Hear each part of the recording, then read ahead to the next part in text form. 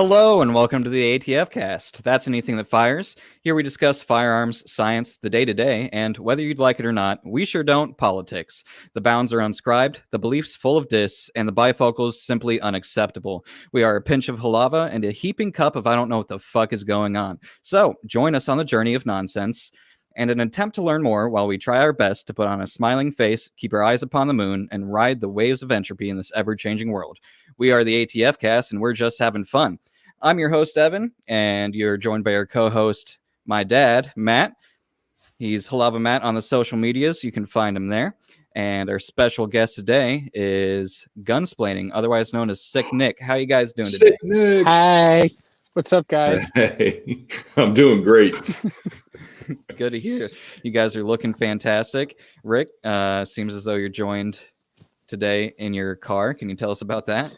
Yeah, the internet sucks at the house, and the 5G sucks at the house, so I drove down to the park to find service. Perfect. Well, the lighting's good great. Stuff. Oh, You gotta good. be careful how you phrase that. I bet I could get serviced at this park. Actually, I don't know. There's a lot of families that come around here, so maybe not. Oh, good. Keep your doors locked. Speaking of keeping your doors locked, pre-show, we actually had a little discussion about Gunsplaining's week. If you'd like to tell us about your series of unfortunate events, we'd be all ears. So Wednesday night, I got my car broke into and my EDC bag stolen. But like the cherry on the top of that was it was in the freaking church parking lot, which you would think would be a safe place, but not at all. Not in this world. The doors were locked, but I made the fatal flaw of leaving my bag on the seat where people could see it. Yep, that's my fault. I mean, it's not my fault that somebody's a piece of crap, but I could have been a harder target. I gotten complacent. I've been doing a little bit of like introspection recently, and it's like most of the things that people do. Let me start over. Most of the reasons that somebody's life sucks is a self-authored issue, and the reason I got my bag stolen is partly because I was a soft target. I've gotten complacent because nobody's robbed me in a long time, and I let my guard down.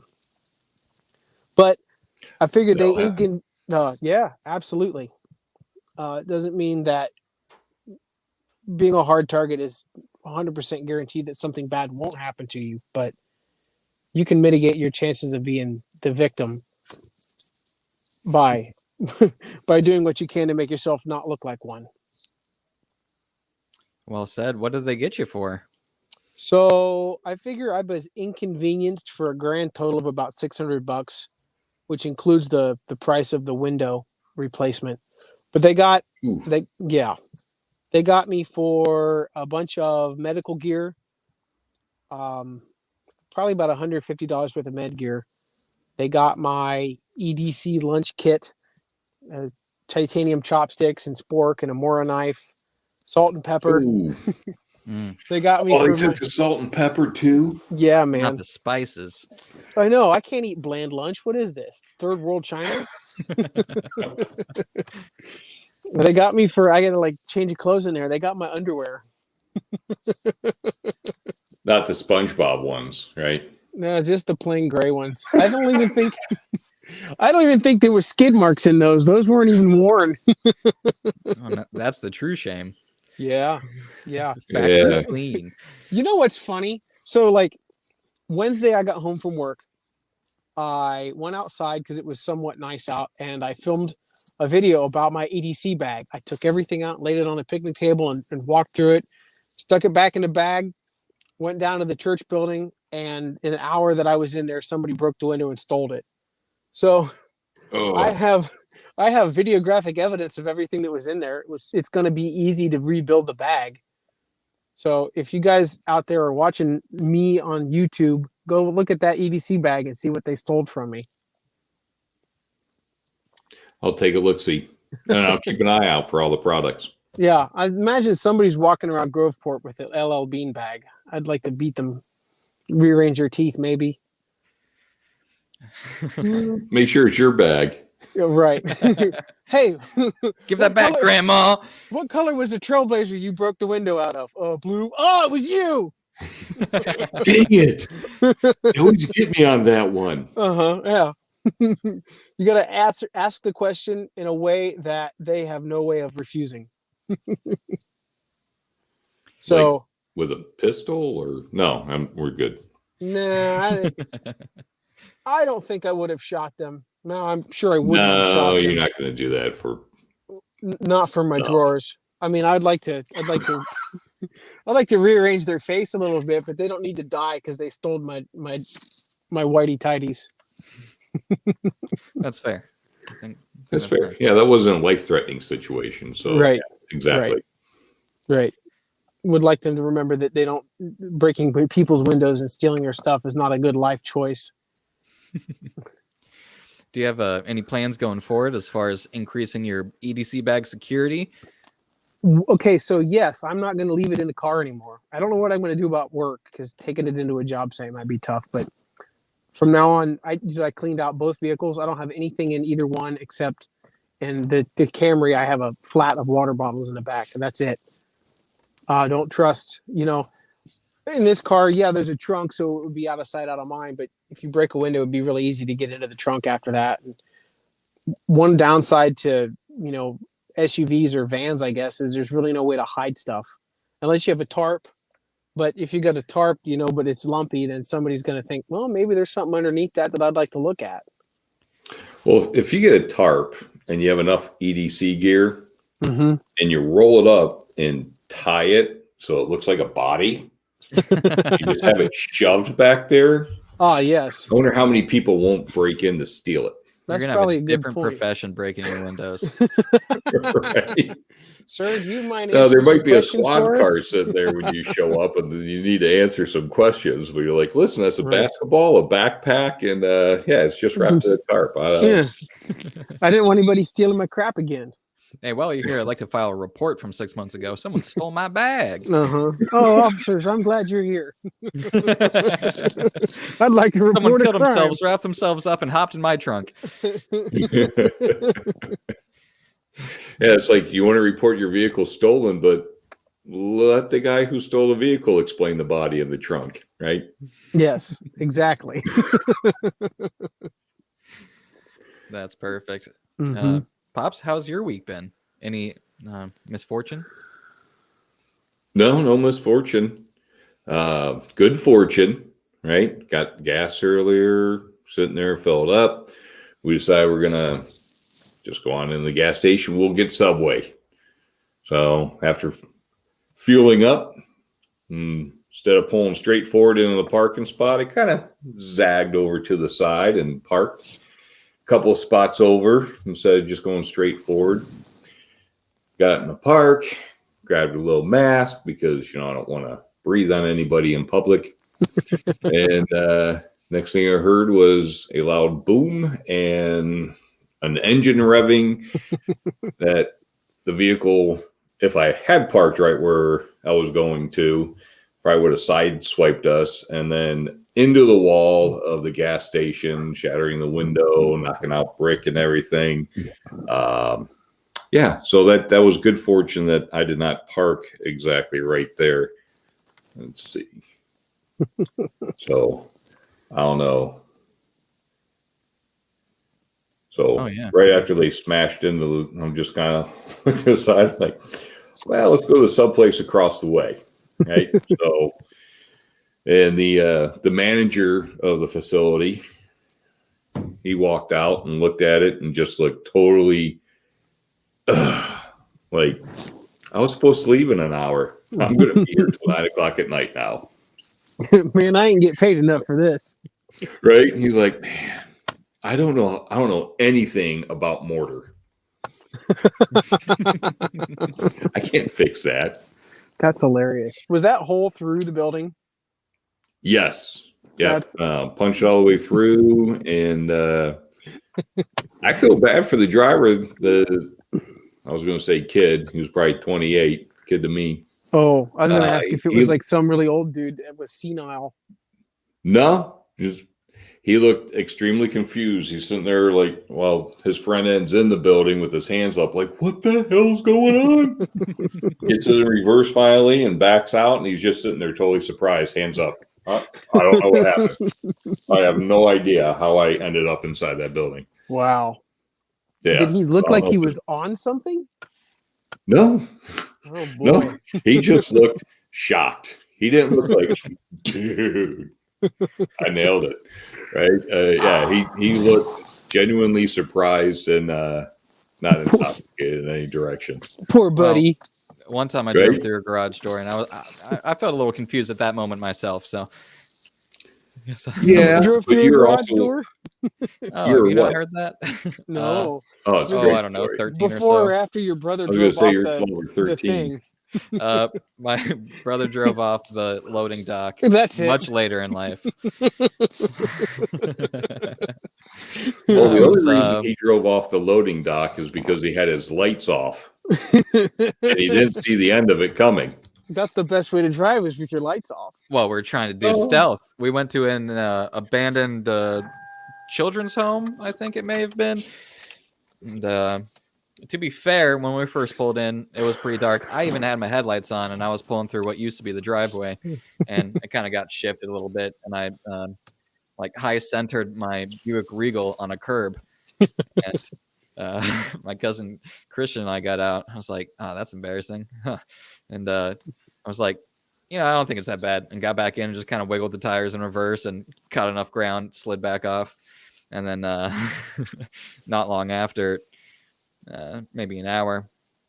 Christian and I get in the Buick and we're headed back home to the Walsh house, and just cruising. And actually, I don't know if it was on the way back. I think it was on the way there. I had another fun Buick experience. We're going over, I don't know what road that is, but the really aggressive railroad crossing on the back roads in Louisville there. And I didn't know it was that aggressive. And Christian didn't decide to inform me until we were like, 10 feet away. I was going like 45, 55, somewhere in that range. I think in that Buick, I got about 2 foot of air. So, did a little jump, high centered on a curb. We go back home, no problem. And Christian and I walk in the door, and we're fully expecting Hunter to be there already because he was parked in like basically a real parking lot, and we were parked in what used to be a driveway. It was all overgrown. And we walk in the door, and everyone looks confused a little bit. We're like, I thought Hunter would be here by now. And they're like, nope. And then, I don't know, maybe 5-10 minutes later, we're all sitting there relaxing now. You Hunter comes in the even stop for Taco Bell or something, didn't you? Yeah. We stopped at the gas station. I think I got some gas and we got some drinks. And so yeah, it would probably been like 30 minutes since we had left. And so we're sitting there like, I don't know, he's probably goofing off doing some hood rat Hunter stuff. And I don't know, 5-10 minutes later, he walks in the door silently, closes it behind him. He's still got friends outside. I'm like, you're not going to hold the door open for him? He just closes it behind him and just stares at us, silent with big eyes. And we're like, I'm pretty sure you said, spit it out, boy. And he said, okay, so I didn't want any cops or anything to see us, at the abandoned building. So I wasn't driving with my headlights on. And then all of a sudden we dropped like 10 feet. And we're all just blank stare, a couple what? And this like loading dock in the middle of a gravel parking lot for a nursery that like was in front of the abandoned building. Just wide enough for the Jeep and about a tit high drop at the end, so the truck can pull up and pull off all the flowers and stuff. So driving in the dark, it just so happened that he drove perfectly in line, centered on this loading dock. And then he said, all of a sudden, Benny Bubby was flying up and hitting the roof, and everybody was jostling around, and all he saw was ground. And then he bounced, slid off the loading dock, and was completely shook. That's and hilarious. Traumatized and confused. So yeah. I don't know where I am. We go out there and get under there with our flashlights and start looking around, and nothing looks obviously damaged, but I'm pretty sure he had like a drive shaft issue or something after that, didn't he? He had a couple little issues of all the bolts sliding across concrete as he's going. So the front license plate was just curled up and under. So like old man teeth. Exactly. Yeah. So some people do worse than that's garage hilarious. doors or Put in a hole in a gas station, I suppose. We used to live next to Yes. this really nasty lady. She was just mean. She was an old retired woman. She was the neighborhood busybody, and she backed out of her closed garage door one time, and I thought that was so awesome. I never saw her much after that. I think her kids took her license away. Yeah, I can understand that. She was one of those people who, like, if she saw you outside and wanted to talk to you, she would go, which I don't like. You don't do that to anybody but like a 5-year-old. Right. She was like, Wait, hold on. She did what? Oh, the come here motion. yeah, with the finger, like the. Yeah. Sorry, guys. Sometimes we forget that this is primarily audio format. Oh yeah, you're right.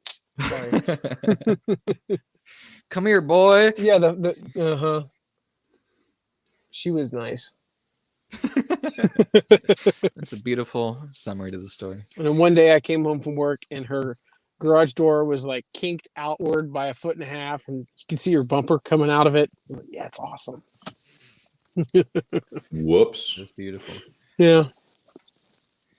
So I don't think we've actually done a formal introduction for Gunsplaining here. You can find him on YouTube making beautiful holster reviews and just videos of all kinds at Gunsplaining. He's also got the side handle Sick Nick on some platforms. I think I'd like to primarily discuss the YouTube aspect of your endeavors these days. If you'd like to tell us what got you inspired to start making YouTube videos and how long you've been doing it, and just a little bit of your backstory as far as making videos goes. All right. So about 10 years ago, I put my first video on YouTube. It was a silly pistol safety check of a Glock 26. Like me and my buddy Kevin had gotten tired of every time you watched a gun review on YouTube, the guy who was reviewing the gun would make this elaborate safety check. I've checked the gun, so it's safe, and now I can handle it. It's like, I don't care if you're not being safe because you're not going to shoot me from the other side of the camera. And it's more entertaining if there's a loud pop. Yeah, exactly. Right. So we made a spoof video of that, and that was my first video. And like I said, that was probably 10 years ago. And a long time went by before I got back on a camera. But I decided it would be fun to make YouTube videos. So I did that for about a year and a half. I lost interest and quit doing it. A little bit later, I got another fire lit under my butt. So I started a second YouTube channel and posted videos on that for a while. And I got disinterested. That was right when Google changed their AdSense terms of service. So I had been making money on my videos, but then they changed the subscriber count to 1,000 before you could be monetized, and I lost my monetization. And it's not like I was making a lot of money to begin with, but it was a little bit of a morale boost or morale dump. But well, I got other stuff to do with my time, so I quit making videos. Fast forward, I don't know, a number of years to NRA show 2019, and I met Jonathan of Tactical Toolbox, and he and I started talking about stuff, and he inspired me to do the YouTube thing again. So I got home all pumped up and ready to go. So I started Gunsplaining, and that was the third channel I had. And I made videos on Gunsplaining for about a year and a half, and then coming up on this like past holiday season, I never deleted the other two channels. And I would use them to watch videos to get my subscriber or not my view count up in the first couple minutes of my views or an upload. So I did that, and I, for whatever reason, got on the YouTube studio part of the Sick Nick channel, which was called something else back then, and I had almost 1,000 subscribers. So I thought, oh, maybe I'll see if I can resurrect this channel and see if I can get monetized. And so I did. I actually got monetization pretty quick once I put my mind to it. And since then, I've been kind of migrating stuff over from the other two channels onto Sick Nick, primarily because I have more reach there. Once you get monetized, YouTube is more inclined to promote your videos because they're making money off the ad revenue that they're sharing with you. So That's where I'm at right now is Sick Nick, even though I've got two other channels, one of which is Gunsplaining that's still out there. It's nice. What's your favorite kind of video to make on your channel? Oh boy. So I really like Shadow puppets. Yes. Over here. Yep. So- Sock puppets, and I can reproduce Hollywood videos. Honestly, I would like to put in a request for one of those videos. So That'd be awesome. That would be kind of fun. Gun reviews by Saki. Saki's gun reviews. Maybe we should make that happen. I'll put it in the notes. Perfect. So I really like, I've been calling them gun reports. Like back in school, you used to have to do book reports. So whatever gun I'm reviewing, I'll shoot some shooting footage, and then I'll write up like an essay about it. And I like to do like sarcastic takes on the thing, kind of like in the spirit of regular car reviews, but this guns.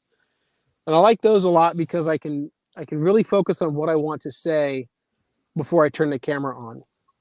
Sometimes if I just turn the camera on without knowing exactly what I'm going to talk about, I get like diarrhea of the mouth, and I just blather incoherently for 20 minutes. I'm like, well, that video is unusable.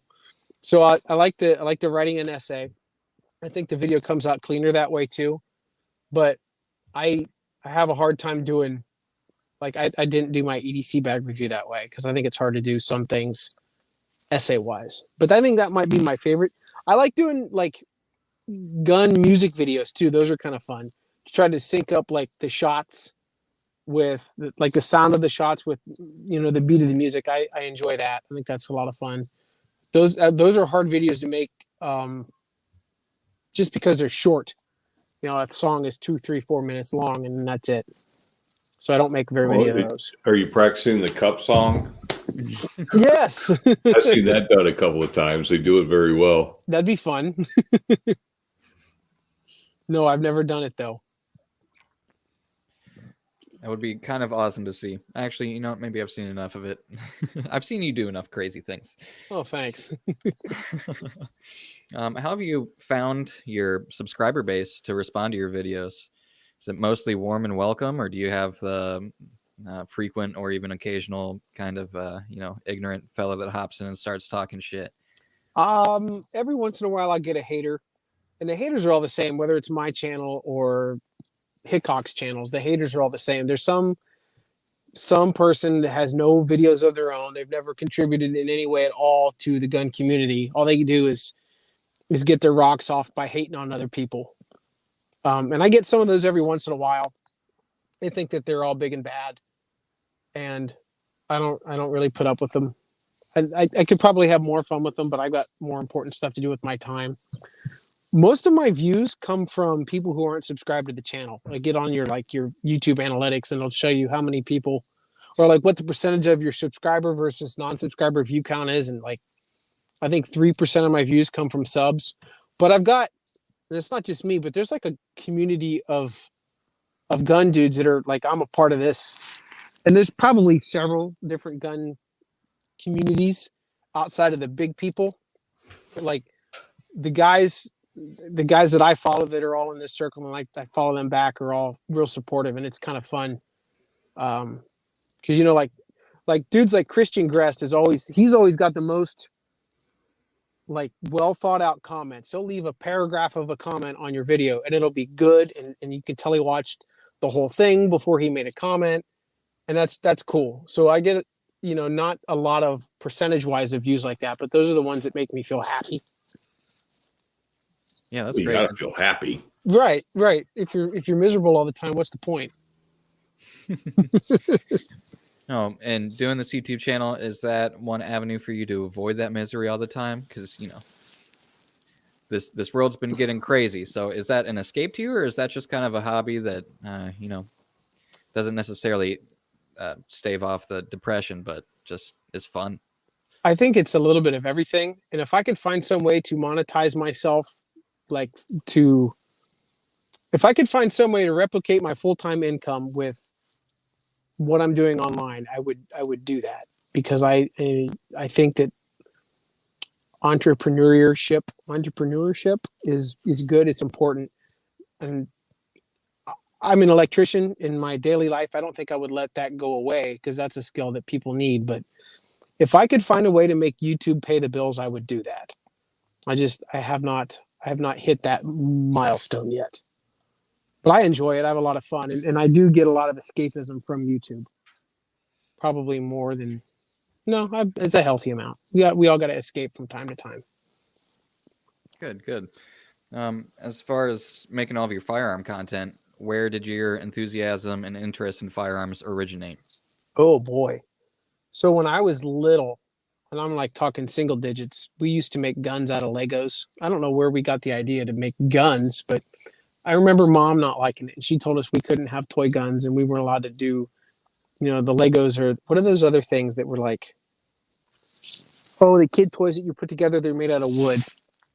Anyway, Lincoln Logs. no, not Lincoln Logs. That's all I got. Anyway, we would make guns out of anything we could, and it always used to make Mom mad. And so there was like some sort of taboo aspect of guns that made me want them more. But then she finally caved at some point, and Dad had a few guns, but I love him, but he's a FUD. So we got him to teach us to shooting his 22s and his 12 gauge shotgun. And ever since I was a little kid, I've tried to do as much around guns as I could. I took all the gun merit badges in Boy Scouts. I joined the Marine Corps. I was a grunt. So I got to play with guns all the time there. And, I conceal carry. So I literally have a gun on me every day. I've been a concealed carrier for 10 years. So like literally the last decade and a half of my life, I've had a gun either on my person or in my hand every day. And I love them. I like every aspect. I like shooting. I put a polymer 80 gun kit together. I put some ARs together. I like building them. I like shooting them. And I don't know where it came from. I suppose it could have just as easily been motors or any other, thing with moving parts. Cooking, I guess it could have been cooking. Yeah, absolutely. Right. But it was different guns. ingredients and things. You start learning stuff, right? Right. Yeah, absolutely. It could have been any one of those things, but guns is what it is. And I have a hard time imagining my life without guns as a focal point. Right. Whatever. Now, how old were you when you joined the Marine Corps? 22. Okay. I think I was 22. And what was your job? 0311 grunt, baby. Nice. I was a saw gunner, so I got to carry the biggest, meanest thing there was. The saw gunner was the best position in the Marine Corps because when it rocked and it was awesome and it would give you a chub. And every other time it was either too heavy or broken, and so you had the most legitimate reason to complain. Everybody else, man, this 203 is heavy. Yeah, well, shut up. I've got a 249.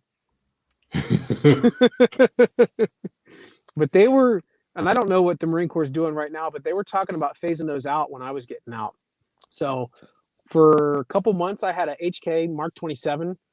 Nice. Yeah, I don't know what they're doing with those anymore. I've kind of lost touch, but that was a cool rifle. It's not a saw replacement, but it's a pretty cool rifle. Yeah, it's a pretty cool rifle. I couldn't see it replacing the saw fully. Right. They the Lance Corporal Underground talked about them for a long time before we actually got them.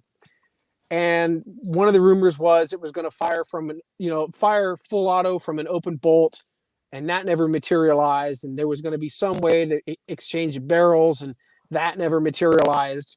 So I imagine probably most of that stuff HK never had in mind, but they, how rumors get started. So we had to build up in our brain what this thing was going to be, and then it ended up not being that. Again, it's a pretty cool AR, but it's not a saw replacement. Right.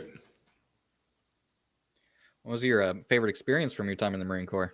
Boy, okay, so we went to Dakar, Senegal, and so I got to spend a lot of time with the Gambian army, and those dudes have nothing. I mean, like, their boots were like sewn back together. You could tell, like, where the leather had cracked, and they'd put another piece of boot over it and sewn it on there. But those dudes were happy. Like, they were like legitimately happy. They didn't care because they didn't have anything to worry about. They just did their thing and lived their lives, and it was cool. And that was, I don't know if that was the most fun I've ever had, but that was the most, that's the thing that stuck with me most in my life. I think about those guys a lot. That Sorry, sounds my like nose itches. It's been No itching all worries. night. So Africa changed me for the good.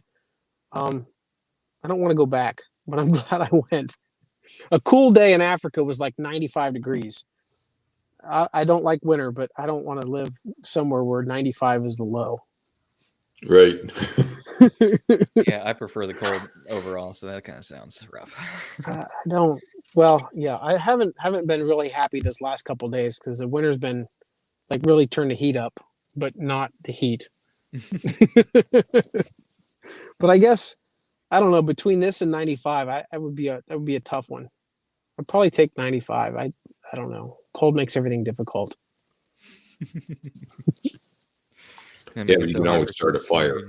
That's Right? true. 95. Yeah, you can only You can only take off take so many some. clothes off. Right, right. Mhm. It's said a lot, but it's a damn good point. Why are you naked? Because I'm hot. You can't walk down the street naked. Why not? I'm doing it right now. You need to leave our Walmart. Get out of our freezer section.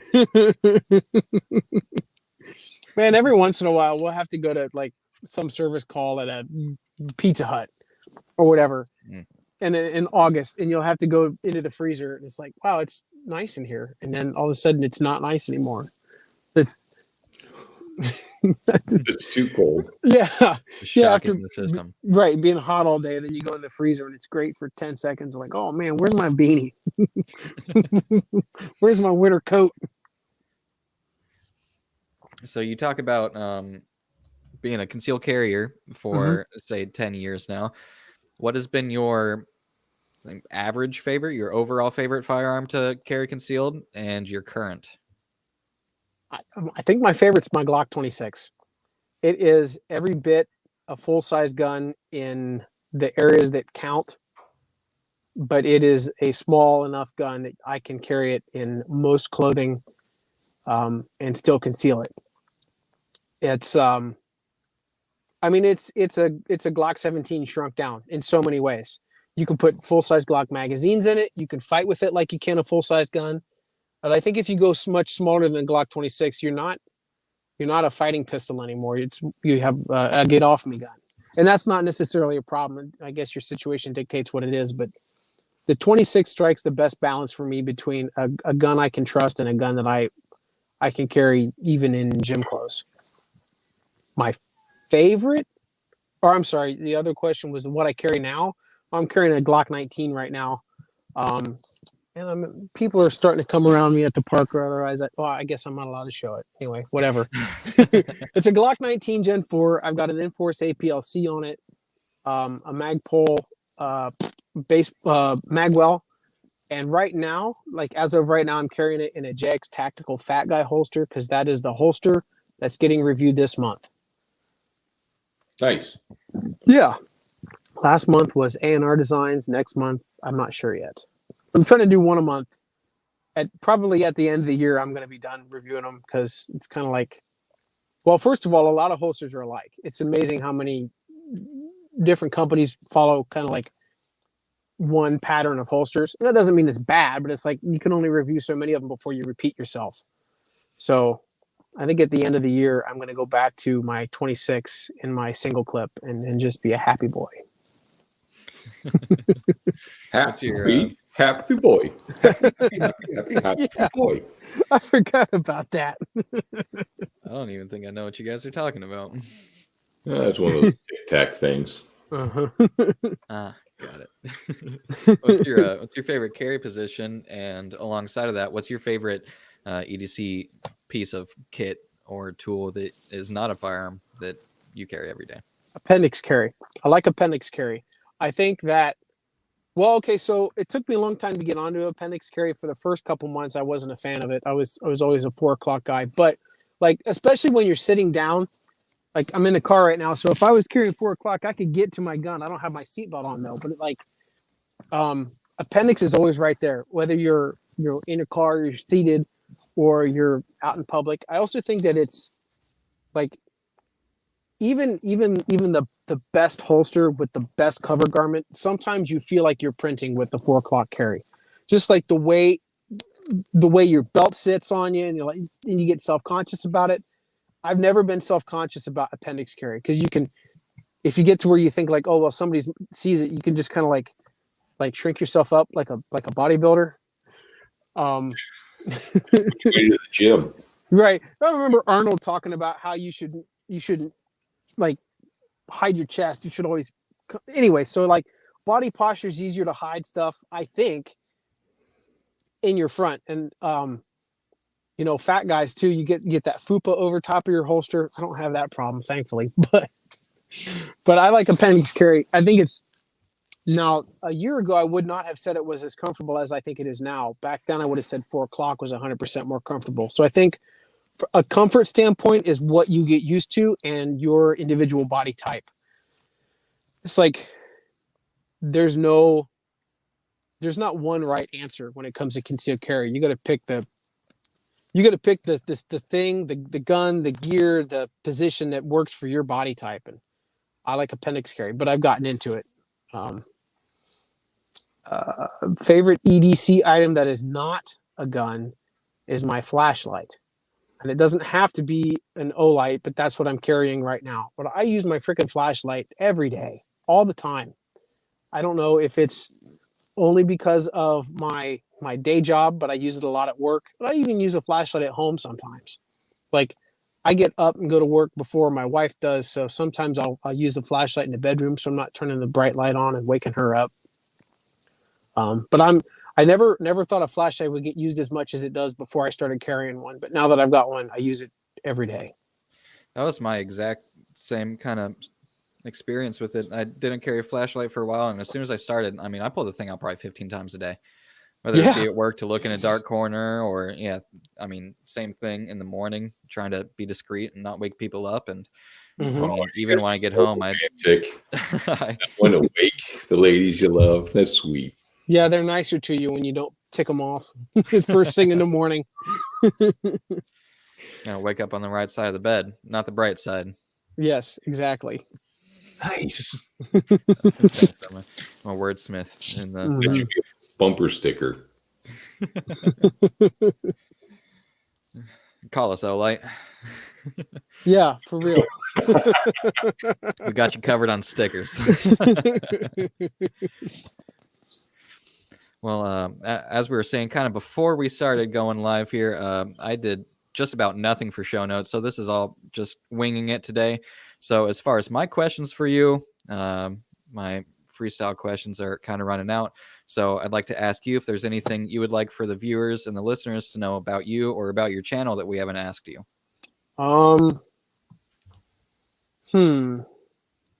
I try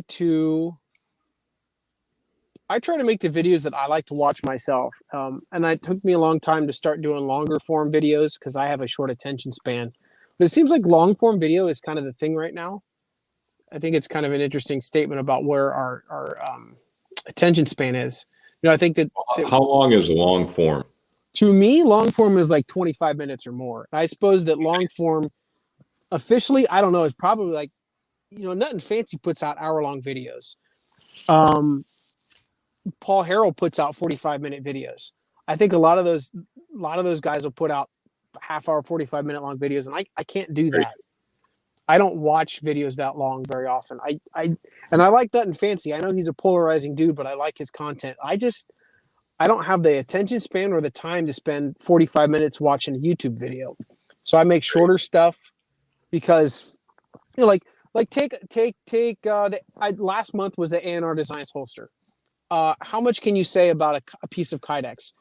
Is it safe? Is it comfortable? Would you recommend it? And if you need a half an hour to answer those 3 questions, you're doing it wrong. If you want to watch somebody slow draw and shoot, that's a different type of video.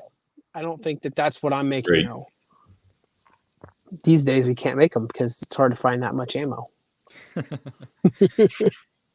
Yeah, that's actually pretty interesting from a viewer standpoint. I used to completely shy away from any video that was like more than 10 minutes. on YouTube. Yeah. And I'm kind of a YouTube fiend. But here recently, I mean, YouTube has gotten to the point it has so much to offer as far as like even documentaries and I mean, basically television style and production style videos out there. And like I find myself watching 45-minute plus videos here and there.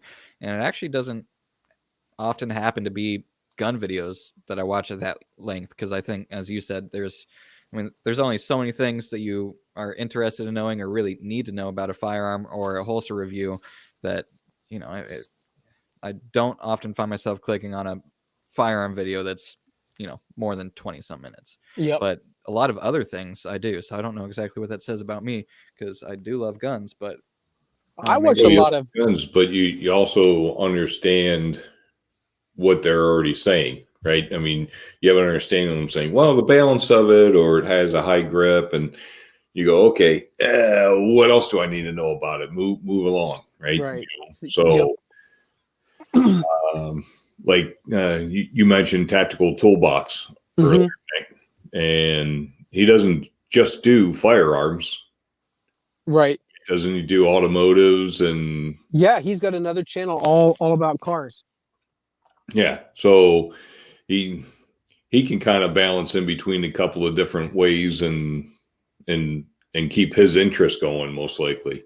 That way he doesn't burn himself out. Yeah.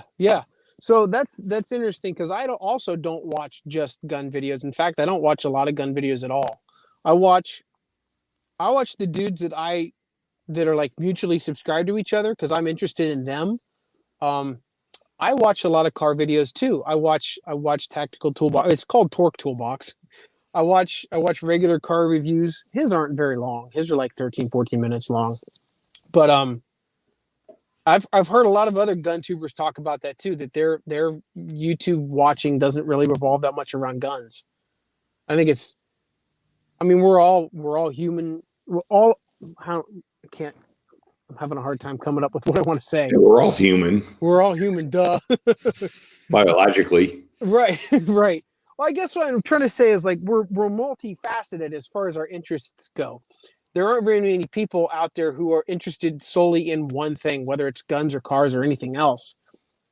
So like guns are a big part of my life. Yes. And I make videos about guns, but sometimes I want to learn. I was watching wood turning videos for a while too.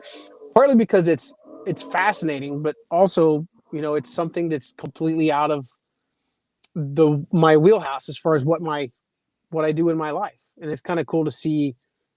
It's kind of cool to see other stuff. YouTube's got a video probably about anything you possibly want to know about.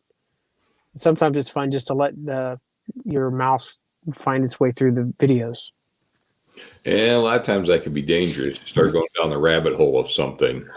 Like, scary rabbit holes. I want to see how to actually make a Dakota fire pit. Next thing you know, you're in, you know, how to dig your own bunker and be able to live, 60 people underground for the next 40 years. And you're like, okay, right. I need to come above ground again. So, and the problem with stuff like that is like it's just cool enough to get you sucked in. Like, oh, yeah. I would like to live underground with everybody I know. No, wait a minute, stop. Right. I don't think I do. and some of the gun videos that I enjoy, I don't know. I love all of them, most typically, trying to learn something new or see something different, or you wasn't positive on a certain firearm, how to break it down or whatever. So tearing apart maintenance and things. A lot of the historic firearms are very interesting. That's fun. Yeah, for sure. Right. How they're manufactured and the durability of them. Right. They're over 100 years old and they're still rocking. Yeah. That's fascinating. Watching some of the younger generation shooting safely, being taught properly. Right. Have you seen Autumn from Autumn's Armory? Yeah, I follow her on Instagram. She is awesome. Right. Yeah. I use her as an example. When my concealed carry students will ask me if, I don't think I can handle the recoil of this 9mm.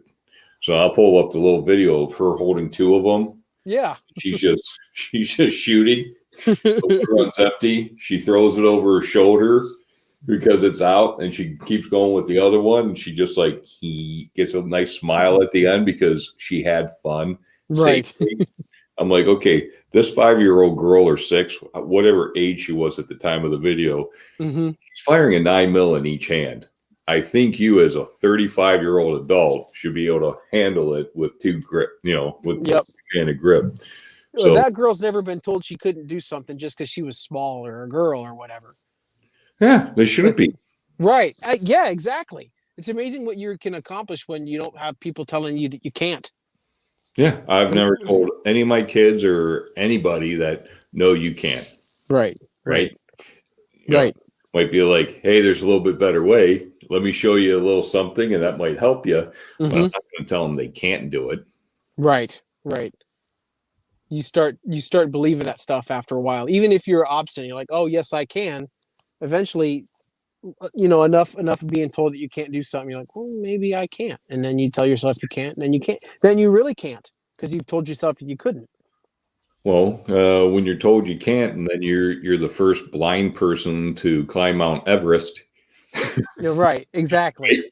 They're like, I bet you're wrong. So now, obviously, they had a guide, but still, that is an incredible feat.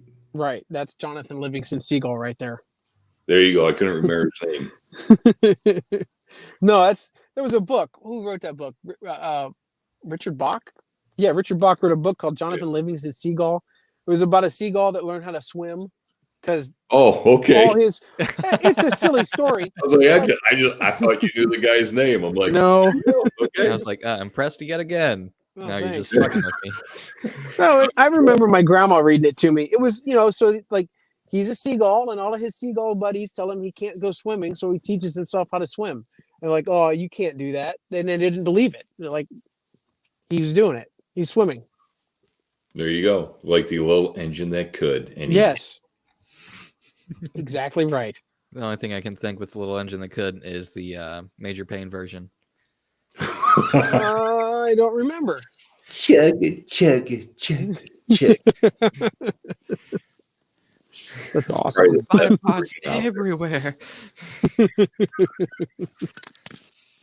That's fantastic. Sliding back to the EDC thing a little bit, I'd like to know a little bit more about your EDC Dad.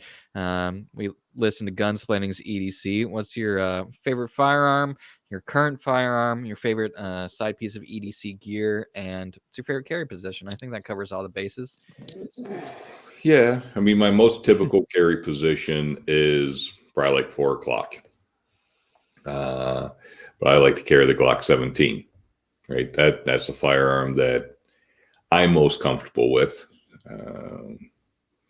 I've had a Glock 17 since 1991, right? So when I grab it and present it, I am so used to pointing that thing. If I were to point over at a doorknob and then look at my sights, I'm pointing at the doorknob. So for a quick response firearm, that's the one for me, because whatever I point at, I'm going to get some rounds down the range, right? And I still want a visual contact, but it's the quickest to get up on target for me. SIG 226, Scorpion Elite, fantastic pistol. The grip angles are just slightly different, right? So if I'm holding my Glock, it's more forward, and the top of the slide is what I call tabletop. So if I just point forward, I'm going to shoot a target in front of me. It's flat, tabletop. If I'm holding the SIG 226 and I don't change my wrist position, I'm pointing low. I've changed the angle. I just shot that Taurus PT92 for a while, and I was having that problem for a while too. Why is everything low? Oh, because I'm used to shooting a Glock. Yeah, that's a real thing. It is. It's an absolute real thing. I know if I'm presenting a different pistol, like my HK VP9, I present it just like I present the Glock. It's a point shooter for me. One of the nice things about that pistol is you can change the side panels and you can change the back panel. So I figured it a little bit, so it points very well for me. The SIG, if I'm going to shoot that, and if I was going to carry that one, I know I have to push the heel of my hand forward and rotate my trigger finger, towards the sky, pivot my wrist upward a little bit so I can level that off. Mm-hmm. If I was used to that pistol and I rotated to the Glock, now the Glock is going to be lollipopping bullets up and over, right? So, no, the pistol I carry is a Glock, the Glock 17, carried around 4 o'clock. That's what's comfortable for me. At my job, I try out multiple different holsters, so I carry them in different positions. I like the appendix and everything. The Glock 17, I just think, is a little bit long for a belly carry, right? So, and that's my personal opinion. I agree with that. It's sometimes a Glock 19 is a little bit long for that too. If you got the wrong clothes or the wrong holster, for sure. Yep. So, appendix carry is quick, but up there a lot of times I have some type of knife. So, a knife is usually my favorite EDC, right? Besides the pistol, or knives, because it also depends on what you're cutting, right? Mm-hmm. So there's different knives for every job. I might have more than one on me. One's used for cutting open all the boxes and stuff through the day, or cutting open letters or whatever it is. Another one is the sharpest one, and it's more for a defense, right? So that's just me. Nice. Perfect. Is there any piece of gear that you're looking to introduce you to your EDC, or just grab to toss in the range bag here coming up? No, maybe a couple newer tourniquets, just because I've had a few for a while, and you practice with them or whatever and crank on them and check them out and things. They should get updated. So might just get some more medical. I don't need to get more medical because somebody stole it like they did for Nick. Yeah, Right? Oh, it makes me so mad. Maybe we'll get a care package together for you. Ooh, you guys don't have to do that. Well, you get like 7 shears in the mail. Everyone sends you the same product. You'd be like, That's hilarious. I'm good on shears for a while. I can get ripped off 6 more times. Just melt them down and make ammunition with them. Hey, there's a good idea. You'd be rich. Yeah. Yep. So that's an interesting thought. I'd like to answer that question too.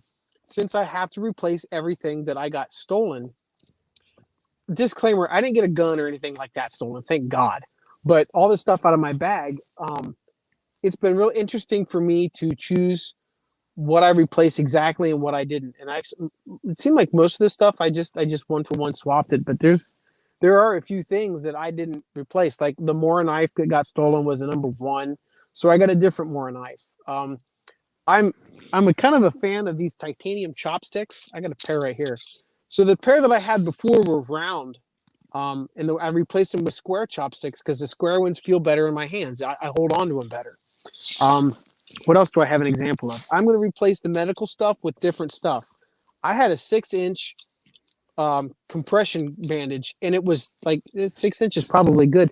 But the thing was so damn huge, it's hard to find a bag to carry it in. So I'm going to shrink that down. I'm going to get a 4-inch this time. I can't think of anything else off the top of my head. The multi-tool, I haven't replaced that yet because those are expensive. But I would like to get I don't remember what it's called. Leatherman had a pretty cool looking one come out last year.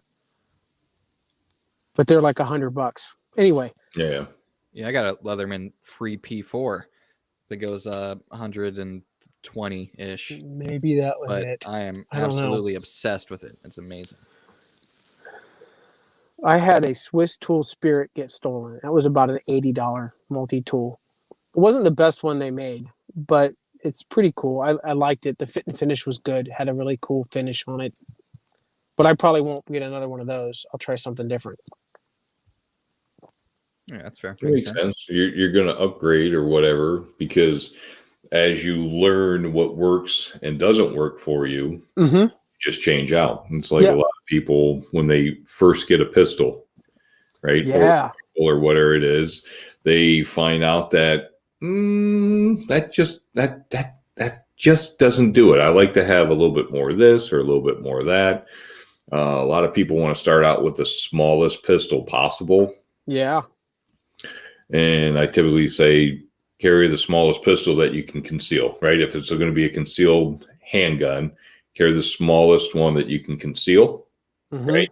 Or the largest one that you can still conceal, rather. And that way you have the most out of it. Because I guarantee anyone who's ever been in a firefight, right, or in a shooting in any situation, isn't going to think later, you know what? I probably could have used a smaller gun. I wish I had less bullets. Right? I wish I had only 5 shots in this thing. Yeah. Right. So they'd be like, oh, I need something just a little bit more. Now, granted, being in that situation or being involved in being in a violent situation is hopefully never going to happen, right? But it is quite possible. Being involved in a mass shooting is more like being hit by lightning, right? It's very rare. So planning for that and being one of those people that have 3 guns on them and 150 rounds, that's a little excessive to carry with you every single day, right? Standing in line to get ice cream and that's just weird in my opinion. I think that's accurate. I think that's exactly right. The propensity to need it is a comfortable middle ground, right? Yep. I like my Glock 17. I have 17 bullets in the magazine, 1's in the pipe, right? So I do carry 1 in the chamber. It's the way it was designed. I keep gas in my gas tank. I don't have gas cans in my trunk, and I just fill up when I'm going to go somewhere, right? That's a good analogy. Yeah, I always wonder about dudes that don't carry 1 in the pipe. I just right. I don't get it. Well, so some of them want to be safe. They're not comfortable yet. Yeah, right. So there it is, and it's like, fine. I guess. But as soon as you expand your comfort zone, right, you need to step into that comfort zone. Because some people are like, "Well, I totally understand, but I carry a Penix. I don't want to shoot my dilly dally off. I don't want the gun to go off by itself and shoot myself in the dilly dally." I've heard so many people say that to me. Isn't right. Right. Unfortunately, a lot of people would like to think that their dilly dally is a life-threatening gunshot wound. Right. It's not. It's not, right? You can be life-changing, I suppose. Exactly. Life-changing experience. Yes. But it's not life-threatening. Femoral arteries would be more of a life-threatening situation. People carrying shoulder and then drawing across their chest and firing around through their own heart. Right? I mean, there's accidents can happen in many different ways, and try our best not to have that happen. A lot of people, they want to carry with the chamber empty. Some of the arguments I've heard is, well, the Israelis do it. Well, the Israelis used to do it. The Israeli counterterrorism team does do that. Do they still? So shoot 40 hours a week. Or sure, right. Practice, right? Well, and the reason I heard that the Israelis do that is because back when Israel was first becoming a country, they didn't have a standardized service pistol. So they would get, Tokarevs from the Russians and Berettas from the Italians and whatever from wherever they could. And since no 2 pistols had the same manual of arms, they just standardized on everybody carry with a full mag and none in the chamber, and then everybody has to draw and rack instead of fooling with the safety or messing with a decocker or anything like that. Everybody's standardized so that if you pick up a Tokarev or a Beretta, it doesn't matter, or a 1911, you can use the same gun or use a gun the same way as everybody else. Right. You don't have that issue as a civilian. You carry, like, if you're a lucky guy like us and you've got a couple different guns to choose from, you might have, well, am I going to choose my FNS today, or am I going to choose my Glock 26? But either way, the manual of arms is going to be similar, if not exactly the same. And most people only ever carry 1 gun. so they don't have that issue to deal with. I typically carry one gun, but I do carry a couple of different ones. Any of the ones that I do carry do not have a manual safety that to try to remember to fiddle with if were to arise quickly. Also, every single firearm that I would carry would be fully chambered, right? Some people are like, well, if I draw, I'll be able to chamber and, be able to protect myself and my family. Well, let's say you're carrying your newborn and you draw your pistol to protect them. Well, what are you wrapping that with? Your teeth? Right. If you have the right sights, you can work it off your belt or your bumper or the assailant's teeth or eye socket if they're close enough, right? Sure. But you're adding a lot of time to the equation that way. Right. Are you going to drop the baby to the ground so you can utilize your other hand, or are you going to put the gun close to them so that you can rack it off your diaper, right? Exactly. Don't worry, boy. It's just a bruise. I'll pick you up soon. You'll be all right. So as you get more comfortable with firearms and you expand your comfort zone, don't forget to step into that comfort zone. Right. A lot of people expand their comfort zone, but they're still afraid to step into it, right? For the first couple of weeks that I was carrying, there was moments, or I guess the majority of time, I was actually carrying without one in the chamber because, first of all, I hadn't fired the firearm that I was carrying. So, even you do the safety checks empty, you're like, I don't know, I still haven't taken it to the range and shot it. So it is pointing at my precious. Oh, maybe that's not how I should put that. My dilly dally. It's been used in other ways. Pointing at a part of you that you don't want to hold. Correct. So I was like, all right, you know what? I'm new to this. I don't trust this gun. I'm gonna carry empty. But I understood as far from if you get in a pooper pucker situation, as you referred to, I didn't want to be fumbling with it. So I got to the range, got some rounds through it, learned that I could trust it, and got to carrying it in the proper condition that I think someone should carry a firearm if they're using it as a concealed carry weapon. Exactly. There's a time and place, I suppose, either if you're Israeli Special Forces or if you're just new and nervous. Yeah, I think it's unfair to judge somebody by where you're standing now. Plenty of new gun owners probably aren't comfortable carrying with one in the chamber. But you're right, that is a thing.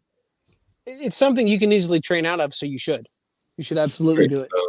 Like Colion Noir, he didn't carry with one in the chamber when he first got into firearms because he wasn't comfortable enough with that. I've heard him talk about that several times. It's interesting. Right?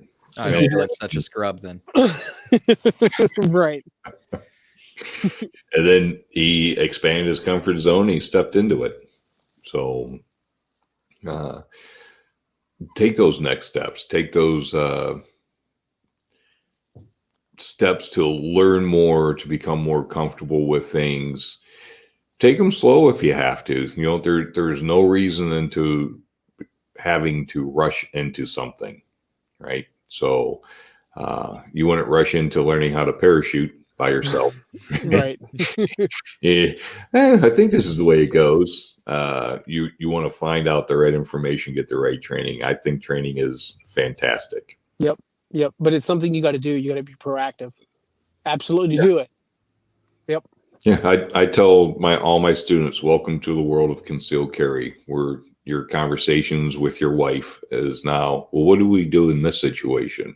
Yeah. What do we do if we're sleeping? What do we do if I'm in the basement and you're upstairs? How do we, those conversations are same conversations of what do you do if there's a fire? Right. Everyone gets out of the house and meets you at the oak tree in front so that we can get a head count. Right. So. Right. Nobody thinks you're crazy for having those conversations. Right. They go, well, that makes sense. Now, if you're like, what do we do when the next hurricane hits us here in Ohio? Well, we don't get hit by hurricanes. Right. Oh, okay. All right. So we're living in a neighborhood where we need to do a fire drill. Yep. If there's a hurricane that hits Ohio, I'm going to put my head between my legs and kiss my butt goodbye. Wow. You're the first. It's given up pretty quickly, man. You know? We all have more issues than just That's what I'm getting at.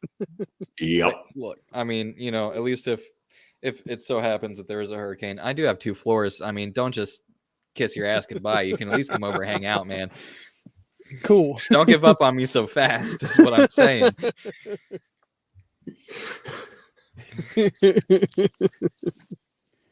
So, talking about all this training, when's the last time you guys got out and did some shooting? Well, Month ago, probably a month ago. I teach. So every time I teach, I demonstrate how not to hold it, right? Show them how the gun will actually fail if you're not holding it properly, and then how to hold it properly and how to transition. And just depending on the class that I'm doing, I'm lucky enough to be able to get some trigger time, you know. But as far as going to the range by myself and running and gunning, I don't make that much money to buy that much ammo. Right. Right. Yeah. Alone, it's hard to find these days, but I'm sure we are all quite aware of that. Yeah. About And fire practice. I still dry fire practice. I do that a lot. Yep. In fact, I do not do that enough. one benefit of this holster review thing is it has increased my Draw. my frequency of dry fire. So I'm at this park and they got the bathrooms closed off because it's winter, so I'm watching this dude walk around the side to take a leak on the trees. And I'm sure he thinks he's sneaky, but I know what he's doing. I heard what you said. That's right. Sorry, I didn't mean to interrupt for that, but I just yeah. No, So, I'm just glad you weren't whistling at the guy. yeah. Hey. Yeah, so I dry fire a lot too because of this holster thing. Probably about a month. I guess that Taurus review dropped a couple of weeks ago, so maybe 2 or 3 weeks before that, I got out and shot it, and then I shot my brother's HK USP, and that was the last time I shot. It's been too long. Yeah. What about you, Evan? Last time I shot, Thanksgiving, I think. Ouch. Okay. Yeah, so I guess it's not that long ago, but well, it's long enough. Oh no, that's not true. Christmas. I shot last time I was up to a class with you to sit in and have some fun. So that was a little more recent. Hasn't been that long, and got some good rounds off. So It was a little bit before Christmas. yeah. So it's still not great, but I'm hoarding the ammunition, and I at least try to, you know, do a little bit of dry fire. I definitely need to do more. That's something I'm slacking on, but you know, it's in the books for improvement. So I think most people probably don't, and I wouldn't if I didn't have a reason to. And I would sit around and tell myself, well, I should do this more often, but I probably wouldn't do much of it. So yeah, I'd say probably the majority of people don't dry fire. I think what I do more than handgun dry firing is, you know, my AR is sitting down in the living room usually. So I'll walk by and I'll be like, hey, good looking, and, you know, make sure it's unloaded and kind of run around the house for a second. Like, you know, it's just sitting there with all those expensive parts on it, just, you know, begging for a little handling for a moment. Yep. It's fun to whip around, but I should really probably practice some draws and, you know, do a little bit of handgun manipulation here and there. But that's why I try to keep my guns out. You know, I don't have kids hanging around or anything, so keep my guns kind of laying around here and there unloaded, and I'll walk by and just kind of be like, you know what? Maybe I should pick that thing up and just kind of fumble with it for a second, go through the manual of arms, and so, Yep. it's usually the CZ that I'm picking up, even though my daily carry is usually my Glock 19. Oh, you know, that makes sense. That's Steve's a nice shooter. Yeah, it's always looking at me. I'm like, all right, come on, let's go for a walk. Maybe you should carry it. You know, I would love to. I'm not usually real big on the 4 o'clock carry just because, I don't know. I don't like the way it fits with the tool belt as much as appendix. You know, that may sound kind of counterintuitive. Dude, I haven't been able to crack that nut either. I have tried so many different holsters and positions, and You take what is a perfect rig for concealed carry, but then throw a tool belt on, and it just blows it completely out of the water. Even if you find one that's comfortable, it's like, how do you get to it? And I don't have the answer. I really do not know. I think my probably the setup answer. is actually Beard out more and do a behind the beard carry. a neck gun, It needs to grow out more. necklace firearm. Yes, perfect. You can borrow my Beretta, try that out for a little while. People talk about how they don't want to have a gun pointed at their dingle dangle. I don't think I want to point it at my Adam's apple. Well, that's fair. That's where I was kind of envisioning a downward facing situation. I don't. Like Yeah, a I mean, neck knife, there's a lot of but it- vital situations going on in the Uh-huh. neck there, so I don't. Yeah, I'd be a little uncomfortable, even at 25. Yeah, you don't want to Yeah. grab it. And, Uh-huh. Okay. Rick committed accidental suicide when he fell off a ladder today. Oh. Oh, that was my gun Fired too. four They're gonna shots take it on for his way down. months. Ding, ding, ding. Like a bad Tom and Jerry video. Mhm. Maybe I'll just get real fat and get a bra and use the flashbang holster. Ooh, There you no. go. I was gonna say you can just keep one tucked in a fold. Ugh, put some molasses on it, keep it good and sticky. Mm, It'll be like a bolt action, semi-automatic handgun. But yes.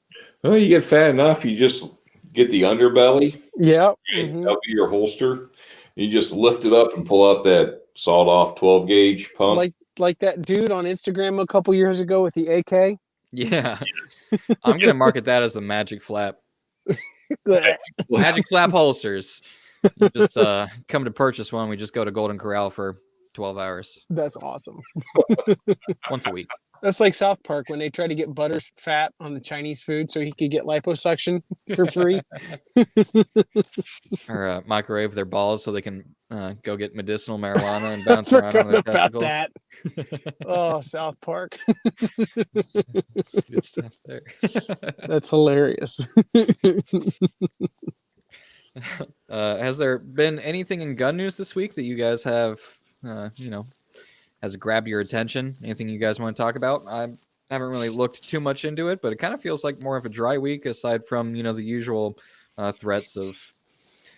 I can't think of registrations anything. and things. All the real heinous crap landed last week, right? Yeah. Yeah, we're just sitting here in a mild stew of anger this week. Right. Yeah, it's just a constant flow of idiocy dripping out of the mouths of many politicians and people that don't understand the situation. So Mhm. it's irritating. Yep. So I think primarily irritating news. I know I've turned the radio off the last couple of days. I think I'm going to leave the news off for the next couple of weeks.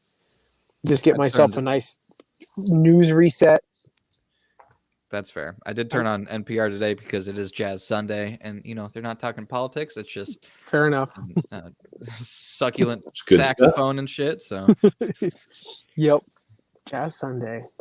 I haven't listened to that in a while. well, That's maybe good. on your short jaunt home, you can give it a try. Yep. The 2 minutes down there.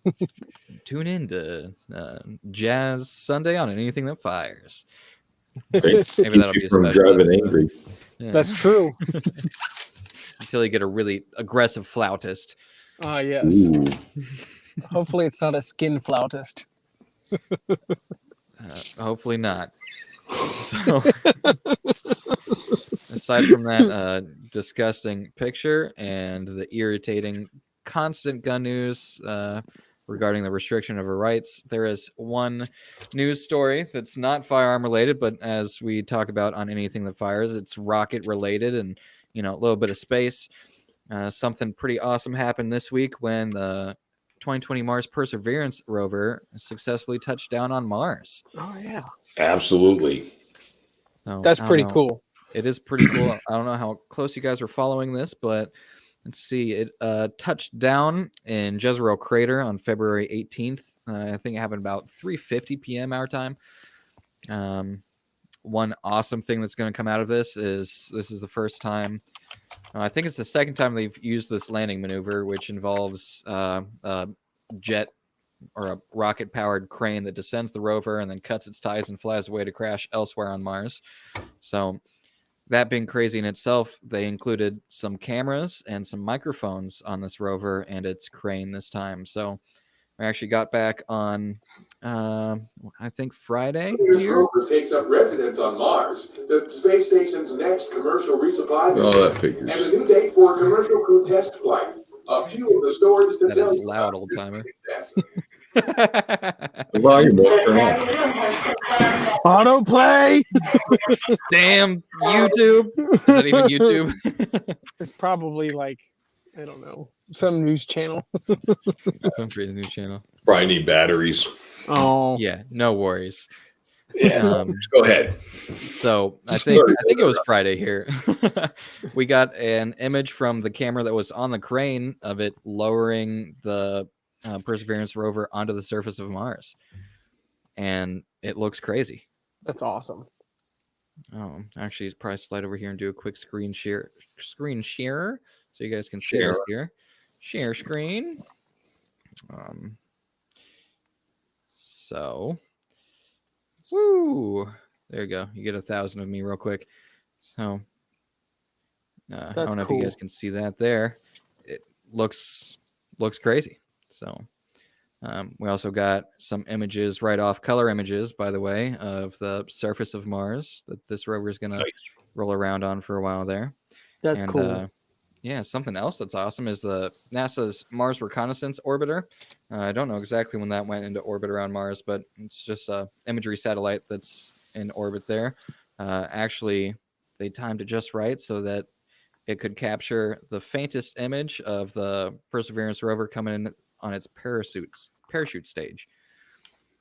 So I don't know if you can see that there, but just the tiniest little glimmer of some human engineering landing on another planet. It's craziness. So this one is nuclear powered, and they're hoping to learn a lot with it. So aside from that, I heard somebody on the news was speaking incredulously because they couldn't just fly their rock samples back to Earth just like that. oh wow! It's like, well, it's going to take a while. It's like, oh man, sorry. Yeah, we haven't done this before. We're trying to figure it out. Yeah, the feat of them landing on Mars itself is crazy. Right. So like this landing, they use the same landing maneuver with the Curiosity rover. It as it approaches Mars, it ejects its solar panels and all of its flight communication stuff, and then barrels into the atmosphere with just its heat shield, and then it pops a parachute to start to slow down, drops the heat shield, and then out of that enclosure drops the rover and the crane assembly, and then the crane ignites its engines, does a little bit of a slow descent / hover, and then drops the rover from cables until it softly touches the surface, cuts the cables, and then flies away to crash. That's cool. So it is incredible. And, hopefully going forward here, they should be able to release the full video of descent coming up. I think their transmission rate is about 3.8 megabits a second, so super slow for color video coming back from Mars. Like my internet at home. Maybe they need to put a park with 5G up on Mars so that the rover can communicate better. That's the solution. That's the one. A couple days here, I'm going to get all that footage just streaming into my computer from you trying to connect at home. You're like, what the hell? We need better internet. I've been saying it for the last. Well, actually, we've both been complaining at each other. We need to upgrade the internet. This might actually be. What speed do you have? I don't remember. It's whatever we bought when we got the house. So, it was probably good enough 3 years ago, but not good enough now. Has it been that long? Oh no! Like yeah, it has. A month later, your technology is old. Yeah, you're right. So it's time we upgrade. I don't want to pay more for crappy internet. Oh well. You'll have that on these big jobs. That's right. You don't have a choice. You have to. Yeah, you're right. I am a YouTuber after all. How do I expect to upload these 4K videos on a garbage internet connection? I don't know. That must be in your 5-year plan then, huh? Yes. You start your upload on Monday so that you post every Friday. Perfect. That's awesome. So approaching an hour and 20 minutes here. I have a couple closing questions and topics for you guys just to kind of bring this to an end. That's good. I just It got is that Sunday low after battery warning on my phone too, so there's that. Perfect. Well, then Yeah. we'll do a little acceleration here. First off, I'd like to ask you guys if there's anybody new on YouTube you guys have discovered, you've been watching a lot of, and if you can, kind of give us a suggestion for something to watch here while we're bored and stuck inside in this cold polar vortex situation. New gun channel or just YouTube in general? I think we'll go YouTube in general. So, okay, so like the guys I watch on YouTube are, let's see, Alpha Romeo 15. I like him. He's sending me a bag to replace the one that got stolen. He's got some gun stuff. So I just started watching this dude. He's a vlogger. His name is Adam the Woo. He's somebody that my wife watches. He does a lot of like Disney stuff, which is not my thing. But he also, so like he's from California, and when Disneyland closed, he started doing videos of other like famous California places. So he did a video about the band Weezer and like their early days and where they played their first gig and where they practiced, and that was cool. He did a couple other bands, and then just the last week, he drove from California through Texas to Florida in the Texas ice storm. So those were some fun videos to watch. Yeah, he doesn't need my shout out because he's got like 500,000 subscribers, but that that's what I've watched that was non-gun related recently. Well, that sounds awesome. You should actually toss that over to me in a text or something because I lost my pen, so I'd like to check that out later. I'll send her to you. Thank you. What about you, Pops? No, nobody new. I don't get a lot of time on YouTube. Answering a lot of emails and things like that. Busy at work. I don't know. Johnny B. He's doing really well. He's blowing up. Content. Oh yeah, He absolutely is. I saw he has a show on the Warrior Poet Society network. yes, he does. So Warrior Poet is always a very good go-to, right? John Lovell is very balanced. Well spoken, kind, great hair. Great. Do either of you guys have a subscription to the WPSN? I do not yet have a subscription, but it is something that is on my list to do here soon. I've been threatening to get one too. I don't have one. I think I should.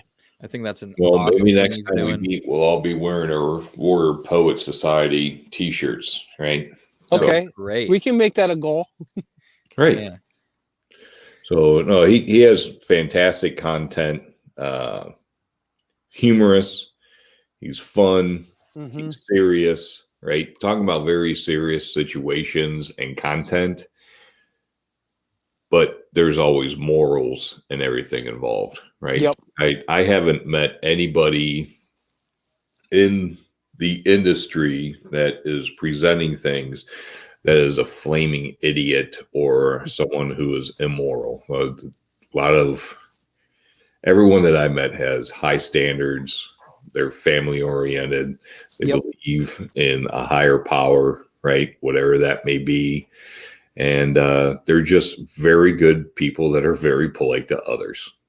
They don't want to do harm, and they don't want harm to happen to others. So there's a lot of great people out there. And kind of depending on what kind of content you're looking for. If you're looking for a fun, quirky, maybe not quirky, but a good gun review, right? Because you're not sure what you want to buy. Hickok 45, right? Go check it out. He's got to have a video of that pistol somewhere along the line, right? And he's very honest. He does. Hey, I'm 6'8". I'm shooting this little teeny tiny gun. Doesn't fit me, great, but it might be good for you, right? I mean, he's very honest on what's happening. The pistol functioned well. It's a little small for me, but it might work for you. Good job, whomever made the firearm. So. I don't know. I kind of jump around content, but those are Such, right? So Yep. there's some very good people out there, Mr. Guns and Gear and stuff. But a lot of it that I've been watching recently is Johnny B. So he's I like what he's putting out, so I'm watching it. He's got my eye and my ears. Johnny B is an all-time favorite. I saw a picture of him for his most recent shower, whatever you want to refer to it as, in a helicopter. And Mhm. Yep. I've always thought you were pretty tall, Dad. When I first met Johnny and he stood up from that table in the hotel, I said, "Oh, I was like, wow, that is a tall man." So He's taller than you. I go, yep. Yeah, he's taller than me. he's tall, he's kind, he's enthusiastic, he loves this industry, and he actually gave us a little bit of encouragement and pointers going into this. And we're only at episode 2, but I'd like to give him some credit and thanks for that. Yeah, it's nice to have moral support. Yeah, That's absolutely. cool. I didn't know that you guys had talked to him, but I'm not surprised. That's awesome. One channel I definitely enjoy watching, but as a friend and a viewer, I've been slacking on is Sick Nick and Gunsplaining on YouTube. But I mean, as always, I love your videos. I just need to catch up because I've been doing all kinds of crazy stuff, building a computer and whatnot. But my non-gun YouTube channel that I've really been obsessed with, I may have even mentioned it last week, but it's Ghost Town Living. This guy bought a abandoned mining town in Death Valley, Cerro Gordo mining town. And, That's cool. He's been refurbishing it, and he posts a video every Saturday with his slow internet. Takes him hours to upload, but Hey, all that of his sounds footage familiar. is just absolutely beautiful. He's just he has a nice soft speaking voice. He's not annoying. He's always just talking about like kind of the poetic, artistic side of like buying this town and living there. And the primary like life contact he has is some goats and some kittens that he brought in just to have a little bit of life and sound there. And he's going in mines and looking for genes and dynamite and things to put in his museum. And he's just building up this abandoned old mining town with this rich history, and preparing it. Genes are probably worth more than the ore that would come out of there. It's right? ridiculous. Those old Levi's, people sell them for upwards of $200,000. I've heard such stories. Right? But yeah, That's ridiculous. His videos are just beautiful. Like you don't even have to listen to him. Just the footage that he captures out in Death Valley is just gorgeous. So That's cool. He usually releases on Sunday, and it's a really nice way to unwind and prepare for the week. Nice. What's his name again, or his channel? It's Ghost Town Living. I'll check them out. Yeah, I absolutely recommend it.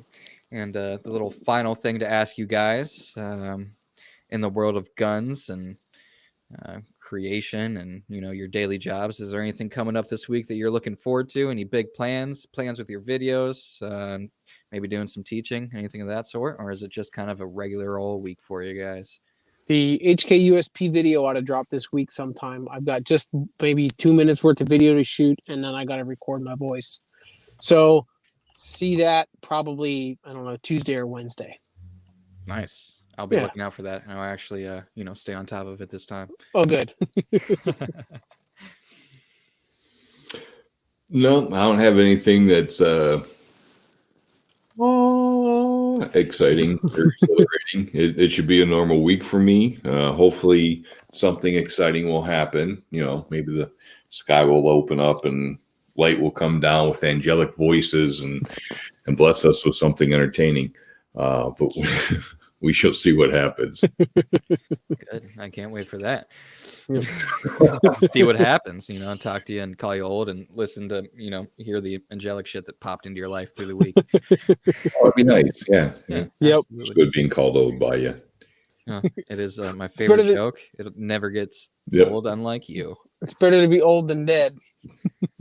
That's right. Absolutely.